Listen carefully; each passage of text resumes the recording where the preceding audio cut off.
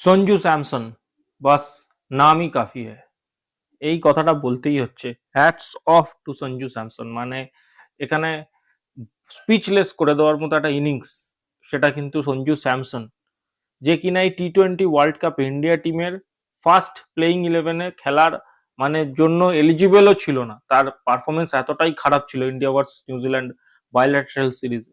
সেই প্লেয়ারটা কিন্তু প্রথমে অভিষেক শর্মার একটা ছোট ফিভারের জন্য টিমে আসে, তারপরে আবার ড্রপ হয়, তারপর লেফট রাইট কম্বিনেশন মেনটেন করার জন্য আবার টিমে আসে এবং ইন্ডিয়াকে সবচেয়ে গুরুত্বপূর্ণ সুপার এইটের ম্যাচে একার দমে অলমোস্ট ম্যাচটা জিতিয়ে সেমিফাইনালে পাঠিয়ে দেয়।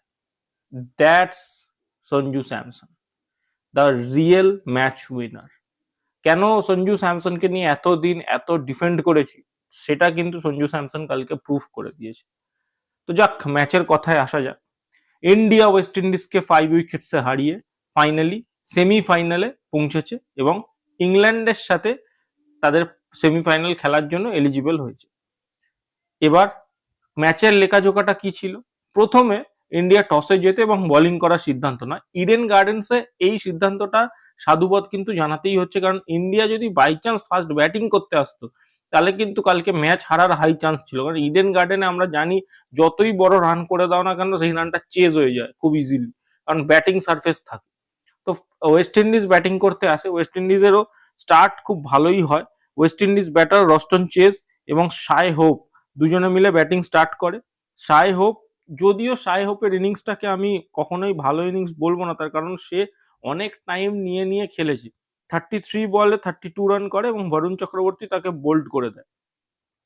শাই হোপ একটা রানা বল ইনিংস খেলে, বাট তার সাথে ছিল রস্টন চেজ।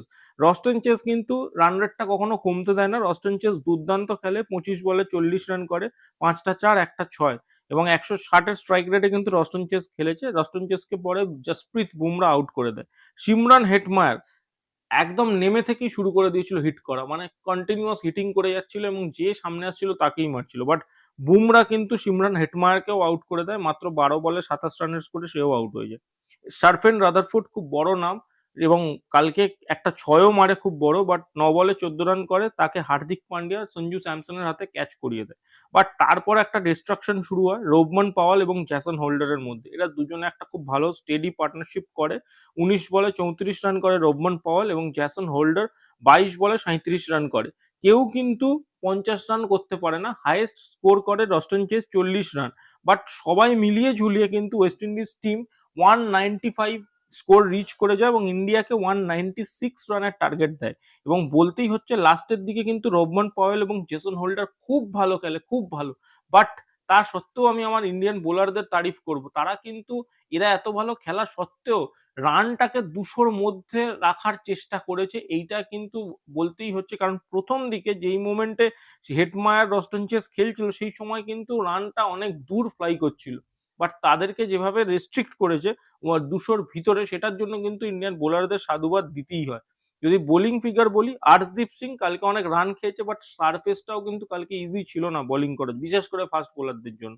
4 ওভারে 43 রান, কোনো উইকেট পায়নি। হার্দিক পান্ডিয়া 4 ওভারে 40 রান দিয়ে একটা উইকেট নেয়। অক্ষর প্যাটেল 4 ওভারে 35 রান দেয় এবং অক্ষর প্যাটেলের তারিফ এই জন্য করতে হয় কারণ এইরকম একটা পিচে অক্ষর প্যাটেল নিজের 4 ওভার মাত্র 8.5-এর ইকোনমিতে বার করে দেয়। এই জিনিসটা কিন্তু অক্ষর প্যাটেলের দিকে খুবই বড় পজিটিভ।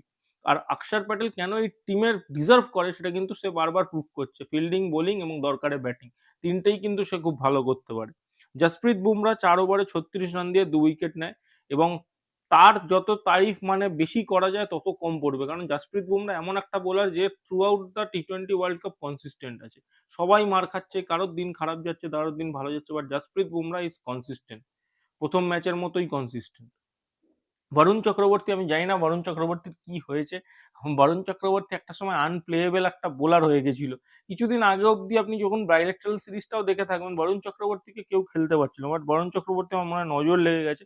বরুণ চক্রবর্তী 4 ওভারে 40 রান দেয়, মানে কলকাতার পিচ যেটা কিনা কেকেআর এর হোম গ্রাউন্ড, সেখানে 4 ওভারে 40 রান দিয়ে 1 উইকেট। তো বরুণ চক্রবর্তীর রানটা আমি একটু মানে মানে এটাকে পজিটিভও বলা যায় না, নেগেটিভও বলা যায় না, বাট বরুণ চক্রবর্তী থেকে আরো বেটার এক্সপেকটেশন ছিল। ওয়ার্ল্ডের নাম্বার 1 বোলার টি-20-তে, তো সেটা দেখতেই হবে। তো ইন্ডিয়া যখন ব্যাটিং করতে আসে 196 রানে চেস করার একটা টার্গেট নিয়ে আসে, এবং মনে রাখতে হবে এত রান কিন্তু টি-20 ওয়ার্ল্ড কাপে কখনো চেস হয়নি। সেই কথাটা মানে ইন্ডিয়া কখনো চেস করেনি, সেই কথাটা মাথায় রেখে কিন্তু ইন্ডিয়া ব্যাটিং করতে নামে। এবং অভিষেক শর্মা যেরকম ব্যাটিং করেছে, যেটুকু করেছে এবং যেরকম ভাবে ব্যাটিং করেছে, তাকে দেখে খুবই আনকমফোর্টেবল মনে হয়েছে, এবং দেখে মনে হচ্ছিল ড্রেসিং রুম না টেনশনে পড়ে যায় যেরকম ব্যাটিং করছে অভিষেক শর্মা।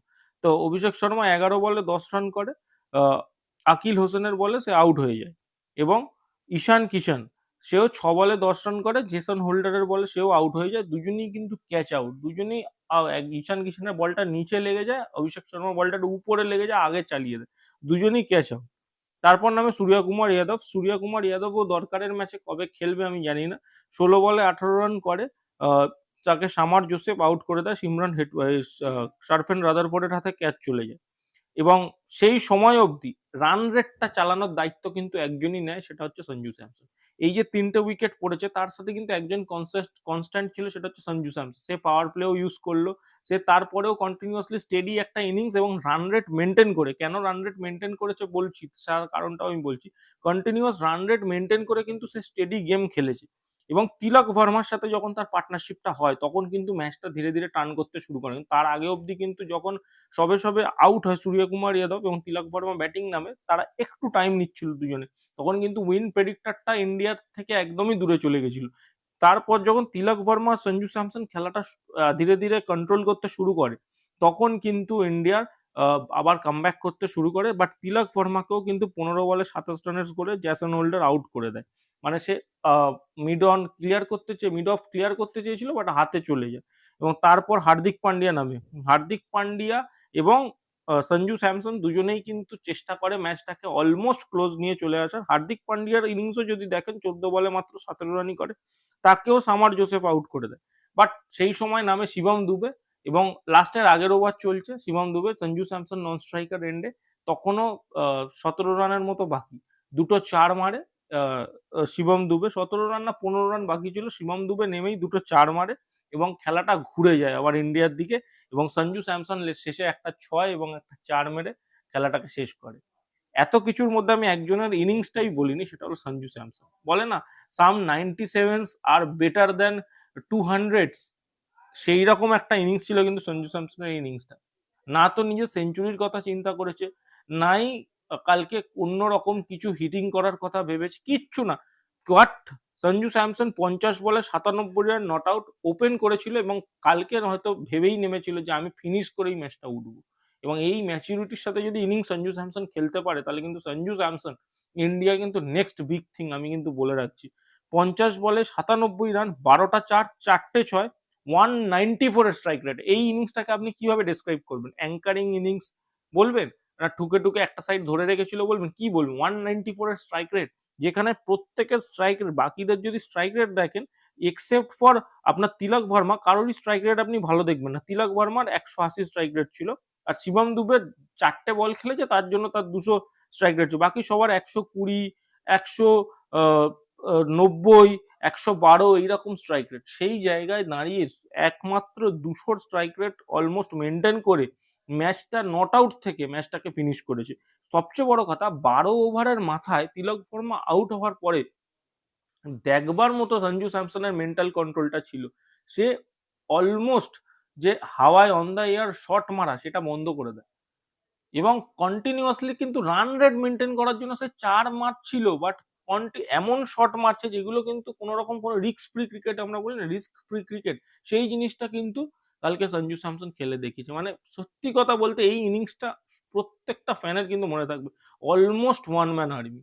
আমি বলবো না সবার কন্ট্রিবিউশন ইম্পর্টেন্ট, শিবম দুবের তো এই দুটো চার খুবই ইম্পর্টেন্ট, কারণ ওই জায়গাটা একটু একটু ম্যাচটা প্রেশার হচ্ছিল, শিবম দুবে দুটো চার মেরে প্রেশারটা দূর করে দেয়। বাট এটাও মাথায় রাখতে হবে, কাল যদি সঞ্জু স্যামসন দায়িত্ব না নিত, ইন্ডিয়া কিন্তু ম্যাচটা হেরে যেত। কালকে সঞ্জু স্যামসন যে খেলাটা দেখিয়েছে, এটা কিন্তু তারিফ করতেই হবে। একদম লাস্ট অব্দি দাঁড়িয়ে নট আউট থেকে ম্যাচটা ফিনিশ করা, এটা কিন্তু মানে সত্যি আপনি এই ইনিংসটার তুলনা আপনি দুটো ইনিংসের সাথে করতে পারেন। এক বিরাট কোহলির সেই পাকিস্তানের এগেনস্টে ইনিংসটা 2022-এ মেলবোর্নে, এবং আর একটা সেটা হলো মোহালি ক্রিকেট গ্রাউন্ডে 2011 সালে কোয়ার্টার ফাইনাল, 2011 50 ওভারের বিশ্বকাপের quarter final, India versus Australia, যেখানে যুবরাজ সিং স্ট্যান্ড আউট একা দাঁড়িয়ে থেকে ম্যাচটা ফিনিশ করেছিল।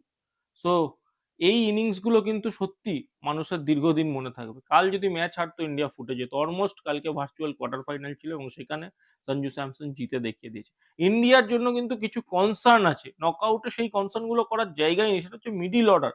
একজন যখন খেলছে আরেকজন সামান্য পার্টনারশিপ টুকু করার জন্য কেউ দাঁড়াতে পারছিল না কালকে। এমনই একটা জিনিস তৈরি হয়েছে। তো সেই জায়গাটা কিন্তু দেখতে হবে। হার্দিক পান্ডিয়া, শিবম দুবে, তিলক ভার্মা, সূর্যকুমার যাদব, এদের থেকে কিন্তু ভ্যালুয়েবল কন্ট্রিবিউশন খুবই দরকার। কারণ এরা যদি না ঠিকভাবে কন্ট্রিবিউট করে, সবসময় সঞ্জু স্যামসন একা তো ম্যাচ ফিনিশ করবে না বা ঈশান কিষান ম্যাচ ফিনিশ করবে না। এটা কিন্তু মাথায় রাখতে হবে। অভিষেক শর্মার কনসার্নটা কিন্তু বেড়েই যাচ্ছে, কারণ অভিষেক শর্মার থেকে যে এক্সপেকটেশন ছিল টি-20 ওয়ার্ল্ড কাপ শুরু হওয়ার আগে, সেই এক্সপেকটেশনটা অলমোস্ট শেষ হয়ে গেল। এবার আর দুটো ম্যাচই বাকি আছে, সেমিফাইনাল আর যদি ফাইনালে ওঠে ফাইনাল।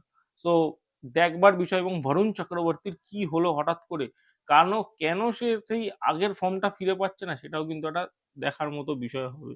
সো আপনাদের কি মতামত এই ভিডিওটা নিয়ে এবং এই ম্যাচটা নিয়ে অবশ্যই কমেন্ট করে জানান। কালকে হোলি, হোলি ভালো করে কাটান। হ্যাপি হোলি, শুভ দোলযাত্রার আন্তরিক প্রীতি ও শুভেচ্ছা সকলকে। এবং চ্যানেলে নতুন হয়ে থাকলে চ্যানেলটা সাবস্ক্রাইব করে দিন, ভিডিওটা ভালো লাগলে লাইক করে দিন, শেয়ার করে দিন। দেখা হচ্ছে সেমিফাইনালের ভিডিওগুলো নিয়ে। ধন্যবাদ।